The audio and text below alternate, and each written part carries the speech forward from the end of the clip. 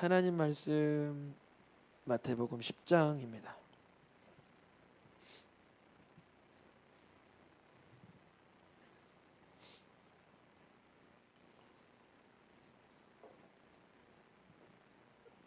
장 35절 36절 두 절입니다. 한 절씩 읽겠습니다. 내가 온 것은 사람이 그 아버지와 딸이 어머니와 며느리가 시어머니와 불화하게 하려 함이니. 아멘.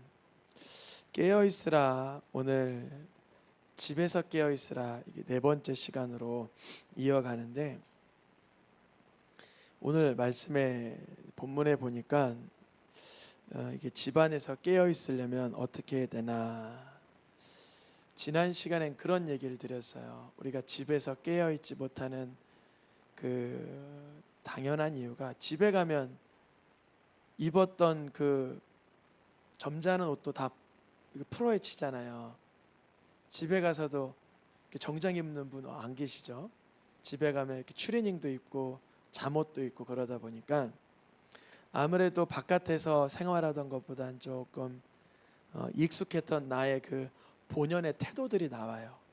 그게 뭐 방탕함이든 나태함이든 게으름이든 어떤 그런 게 나와요. 그러면 그때 어떻게 해야 되냐면, 주님, 내가 가장 친숙한 가족들, 가정이라도 하나님 보시기에 바로 서게 하여 주시옵소서. 그러면 밖에 나와서는 걱정할 것도 없어요. 왜냐? 집에서 단정한 사람은 밖에 나와서도 별 탈이 없어요.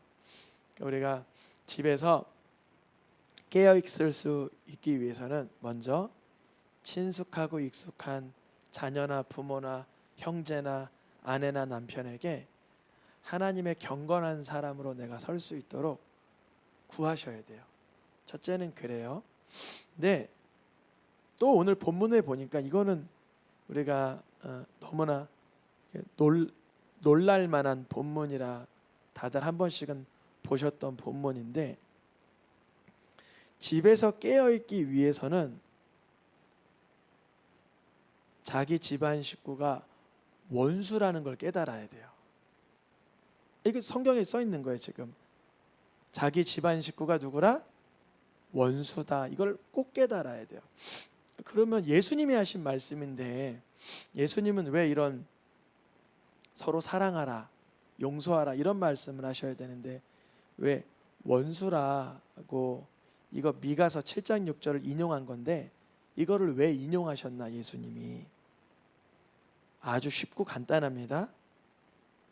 집에는 왜 그 식구가 영적인 그 원수가 되냐면, 식구가 하나님과 성삼위 하나님과 나 사이를 식구라는 이름으로 막고 있기 때문에 그래요. 이걸 꼭 깨달아야 돼요. 여러분, 하나님이 더 친해요? 예수 그리스도가 더 친해요? 아니면 내 자녀가 더 친해요? 솔직히 한번 고백해 보세요. 뭐 저한테는 고백 안 하셔도 되는데, 내가 집에 갔어요.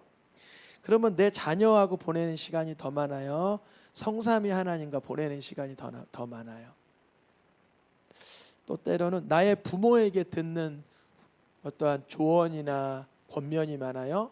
성삼위 하나님의 말씀이나 기도나 감동을 통해서 받는 게 더 많아요? 보통 이쪽으로 치우칠 거예요. 그래서 어떤 현상이 일어나냐면, 예수님을 믿는데, 하나님을 믿는데,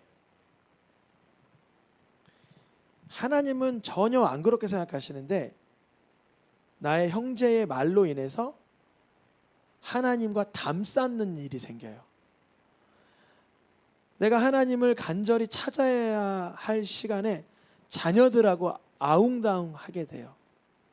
내가 하나님의 영광을 돌려야 되는데 가족이 오히려 영적인 채널에 가로막는 역할을 종종 한다는 거예요.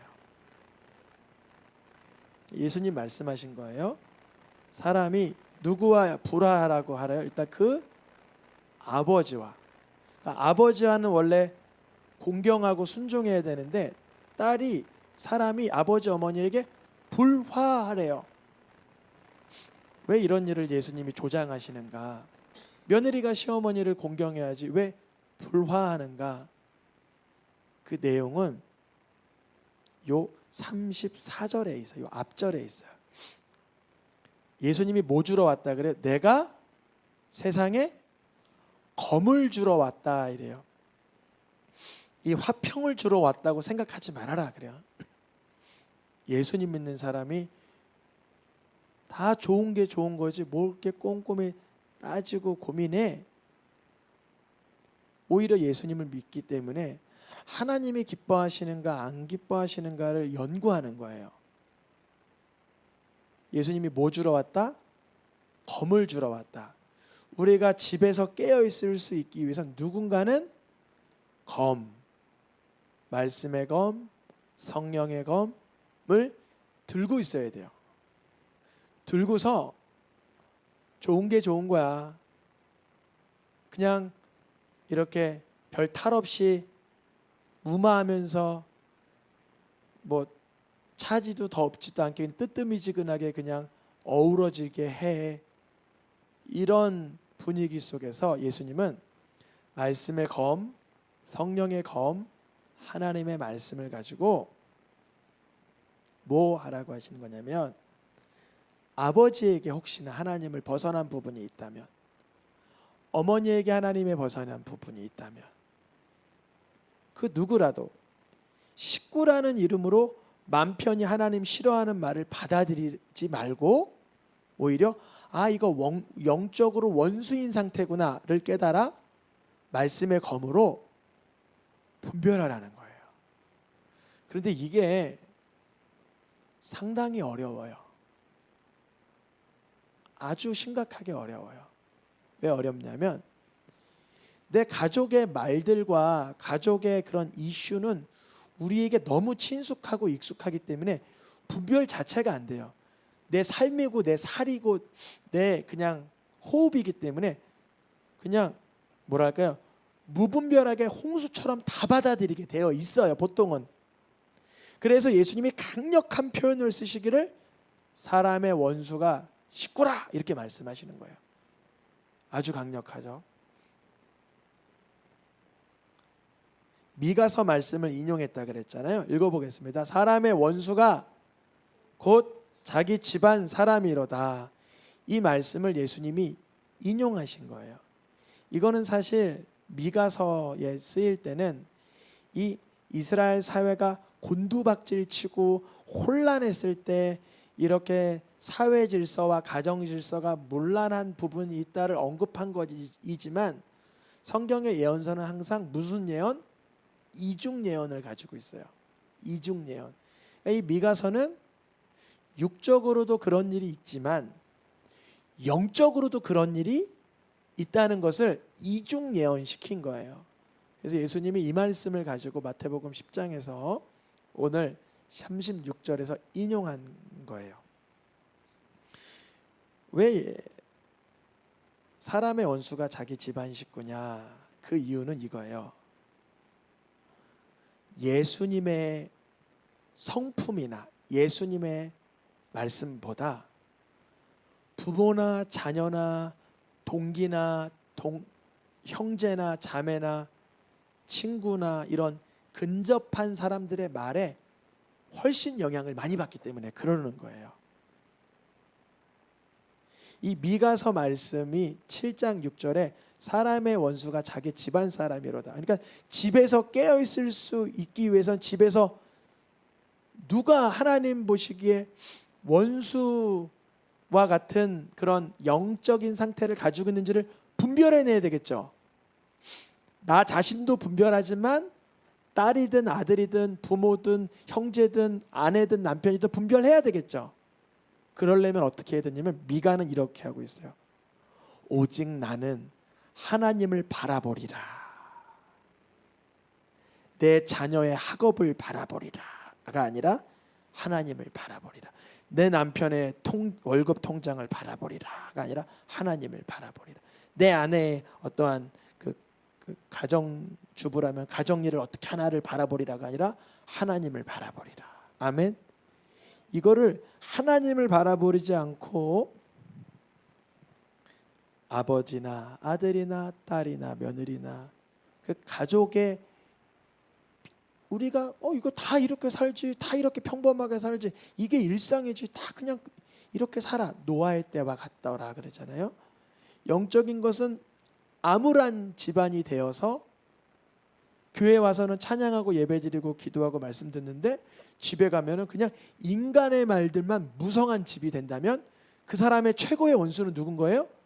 그 집안 사람인 거예요. 얼마나 이게 정말 사탄에게 뒤통수 맞는 격이에요.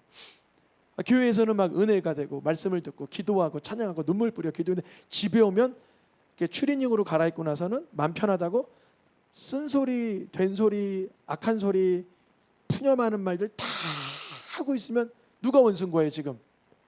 집안 사람이 원수다. 그럼 누군가 그거를 그 화평 그 어두운 화평에 그러니까 어두움으로 화평하게 된 상황을 깨야죠. 칼을 들고 그거를 불화를 일으켜야죠. 이러면 안 돼 그래야 돼요. 누군가 그래야 돼요. 누군가 그럴 수 있어요.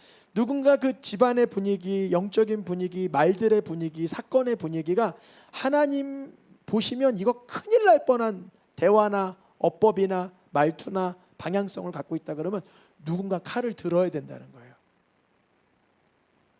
칼을 드실 수 있는 담대함과 온유함이 있길 축복합니다. 뭐 우리 집안에서 우리끼리 하는 얘기인데 뭐 그게 대단해? 아니죠. 하나님이 그걸 들으시는 거죠.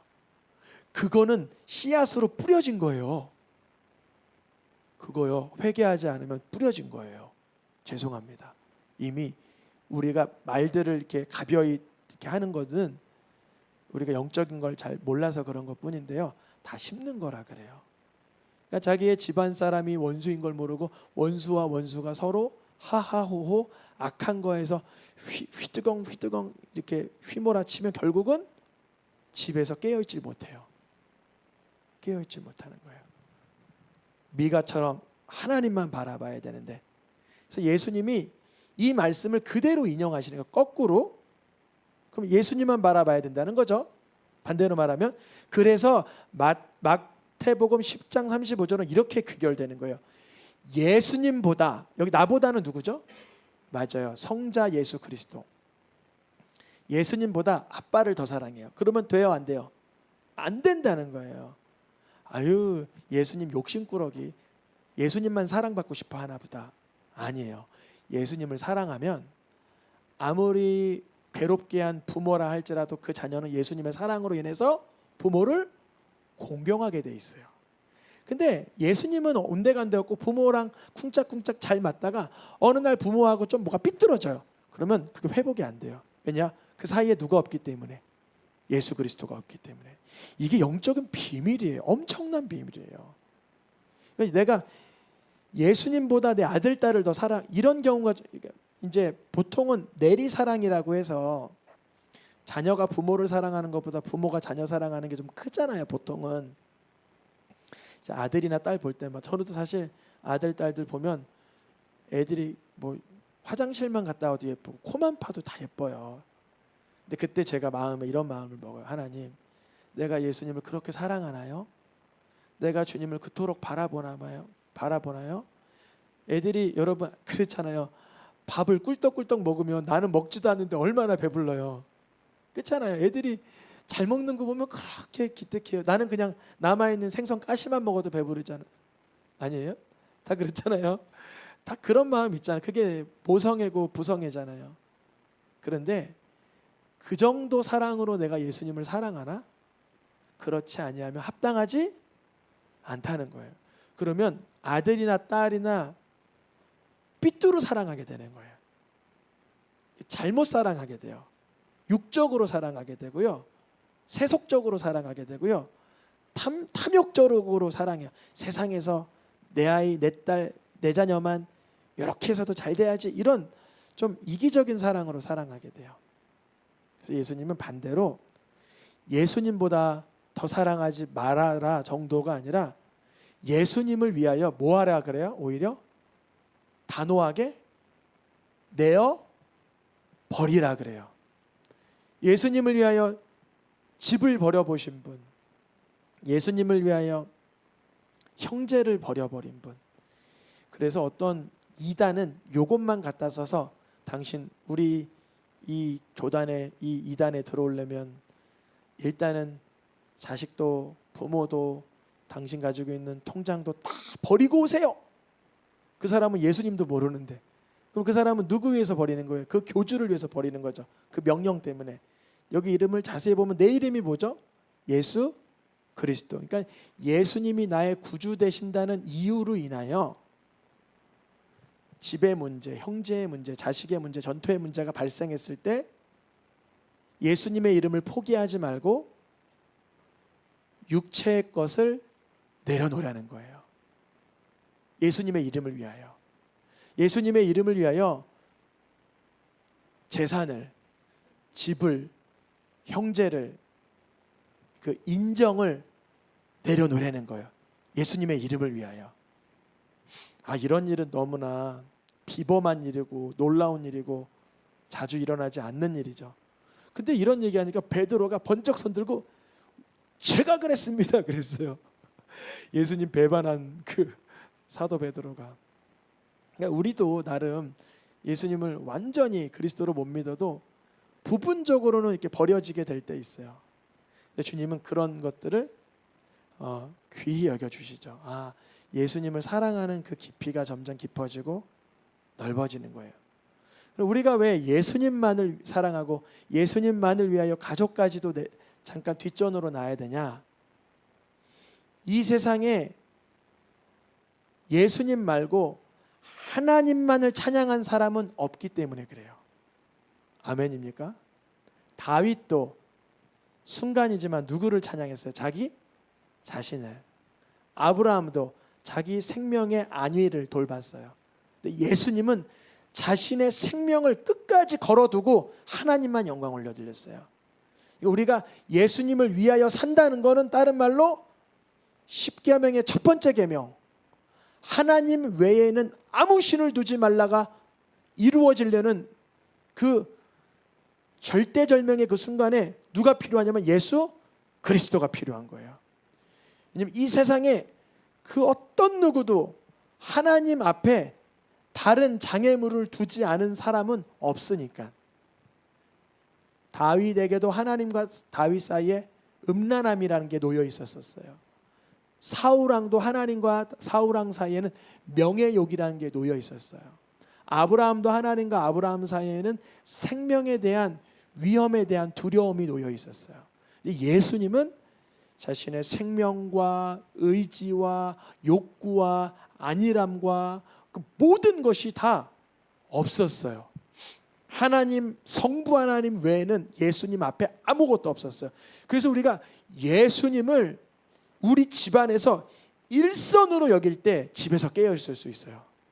그러려면 예수님을 내 마음속에 일선으로 둘 때 때로는 그렇지 못한 집안의 식구가 그토록 예수님을 왜 쫓아라고 하며 원수의 역할을 은연중에 하게 될 때가 있다는 거죠. 그때 깨어서 겸손하고 온유하고 담대하게 말씀의 검을 들어야 되는 거예요. 하나님만을 향한 그 마음을 가지고 있는 사람은 항상 외톨이가 됐어요. 야곱의 12아들 중에 하나님만을 마음에 품었던 요셉은 형들의 모든 시기를 한 몸에 받았어요. 예수님도 친족들이나 형제들에게 뭐라고 불렸어요? 예수님이 예수님이 하나님을 너무 사랑하니까 미쳤다 그랬어요. 우리 집에 딱 갔는데 말씀을 보고 기도하고 금식하고 묵상하고 찬양하고 무릎 꿇고 회개하고 그러고 있으면 죄송합니다. 아무리 경건한 집안의 분위기라도 형제들이나 부모나 친구나 부부나 누구에게 시기를 받거나 미쳤다 그럴 수도 있어요. 아무리 뭐 목회자 가정이라 그럴지라도. 그러니까 여러분, 우리가 집안에 사단이 식구를 원수로 빌미로 사용할 수 있다는 걸 반드시 언제나 기억하고 있어야 돼요. 그래야만 누군가는 말씀의 검을 들고 분별하여서 어두움의 화평이 아니라 빛나는 가운데 화평을 누릴 수 있게 합니다. 아니, 좋은 게 좋은 거지 뭐 그토록 집에서까지 그렇게 얘기해. 그거는 바로 사람에게 좋게 하고 사람의 기쁨을 구하는 그 사단의 의도에 딱 걸맞아 버린 거예요. 사도 바울은 내가 사람에게 좋게 하고 사람의 기쁨을 구했으면 그리스도의 종이 아니다, 이렇게 고백을 합니다. 오늘 집에서 깨어있으라 네 번째 시간, 조금 약간 고난도의 말씀이긴 하지만 이제 듣게 하셨으니까 깨어있게 하실 줄 믿습니다. 첫째는 나태하지 않고 경건하게도 깨어있어야 되지만 누군가 하나님께서 싫어하시고 미워하는 영적인 상황 가운데 있었을 때 그것을 분별하여 중보기도 할 수 있고 온유함과 겸손함으로 바로잡아 줄 수 있는 우리 모두 될 수 있기를 축복합니다. 찬양하며 기도하겠습니다.